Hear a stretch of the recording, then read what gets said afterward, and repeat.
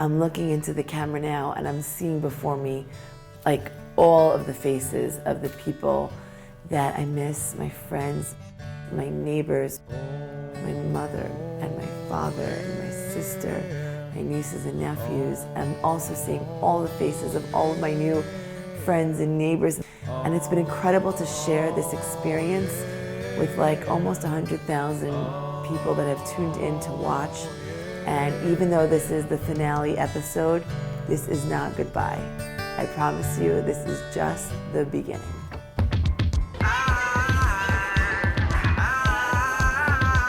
It was really important to us as a family to get to the old city and to the Kotel as soon as possible. It's the first time ever as a family that we've been there. It was incredible to walk through the streets of the old city, the Jerusalem stone underneath your feet, all around you, small tunnels, get to see the Chorva rebuilt. Behind me is the famous Chorva synagogue in the center of the Rova in the old city, just recently rebuilt. It's so beautiful. What made you excited to go to the Kotel? There is the Kotel. We've spoken about the Kotel so many times. We've read about it in books. We've seen pictures of it, but for them to actually touch it. So while I took the girls, Nachum took our oldest son to the Kotel to touch the stones, to kiss the stones, to pray.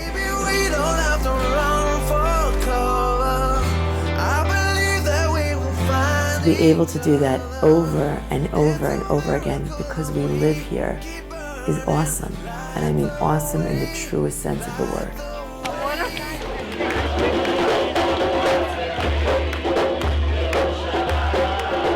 It's a big party in the old city today. It's actually Thursday, and Mondays and Thursdays are the days that we read the Torah portion during the week, and so it coincides with Bar Mitzvah days in the old city. I never experienced a Monday or Thursday Bar Mitzvah day in the old city before. The music, the food, the atmosphere, it was exactly what you hoped it would be, and then some.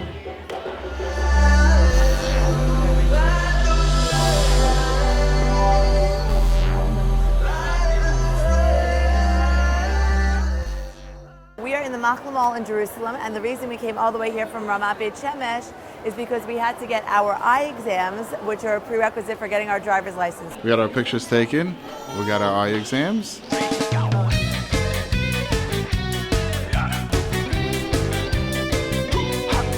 And now we need to take this to a doctor, have him sign it, and then we go to the DMV, whatever they call it here in Israel.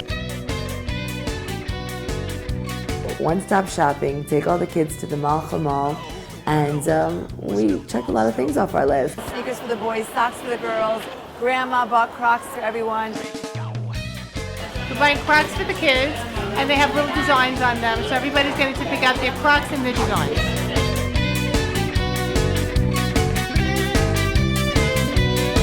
Oh, the world. It's a candy that you put on your car. Got another amazing fresh salad from Israel, the fabulous Bulgarian cheese, gorgeous produce. Behind me are like awesome burekas. I love cheese burekas, so we're having an awesome time so far.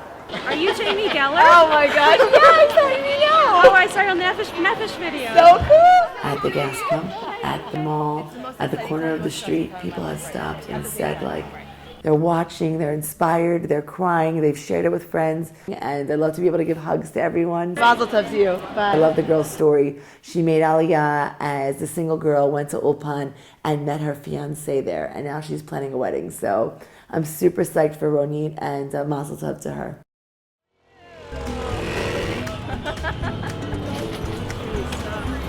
Of course, you don't come to Israel, especially if you're in the field that I'm in, but really no matter who you are, without visiting Machane Yehuda.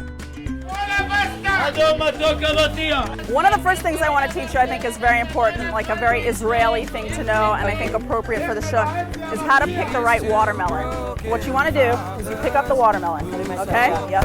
And you look. First of all, do you see like a white patch? It means that it got to sit in the sun. Then you put it up to your ear, and you tap it. Go ahead, Jamie.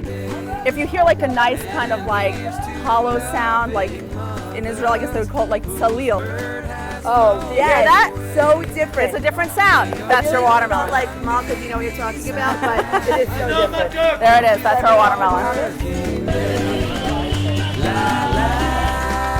What's the lachmania? A lachmania is a roll. Okay.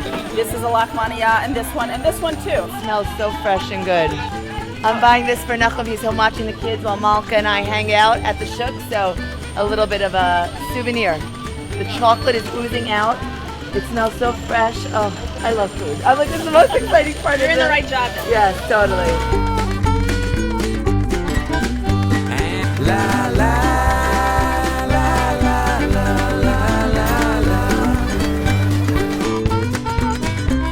I felt like this was a me day. Like, I felt like it was therapeutic. Like, we get together, like, I've been unpacking boxes and go to the shuk and to do it with a friend. It's like very nice.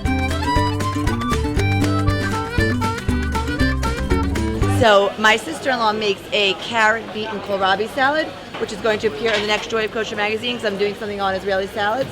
So, kohlrabi will make an appearance. It's like a sweet radish kind of thing. Good raw or cooked.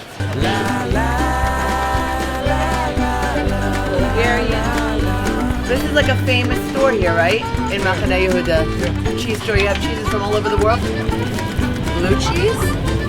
Where'd you get kosher blue cheese in America?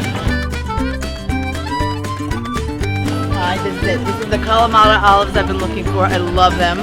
Like with the hands, everything. It's a total melting pot of like cultures, cuisines, people, faces, places, people from all over the world. The shuk is an excellent place for halva. This is a whole different experience. Pistachio, pecans. I like it. This is Bulgarian cheese, this is spinach, potato. I love it. I love it. Okay, so we just worked really hard tasting and buying food at the shuk at Machane Yehuda. And so now we gotta eat. Yes. A proper lunch. And Israeli lunch. Yeah, so falafel at the best falafel in Jerusalem. And we're gonna get it all. Here I go, yes. Okay. Love you, fried eggplant. Yum.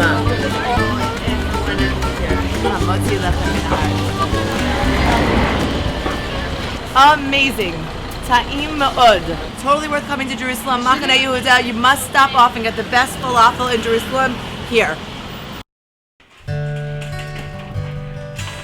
So we are now in Israel 1 month to the day. As a family, my husband and I, we wouldn't change a thing.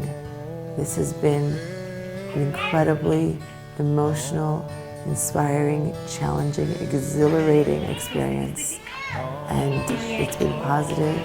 I have 10 windows in my house, and 8 of the 10 windows, I have incredible views of the mountains, and every time I look, I get so inspired. I get so invigorated. I have such a recharge. It reaffirms why we've decided to do what we've done, and we're loving it and living it.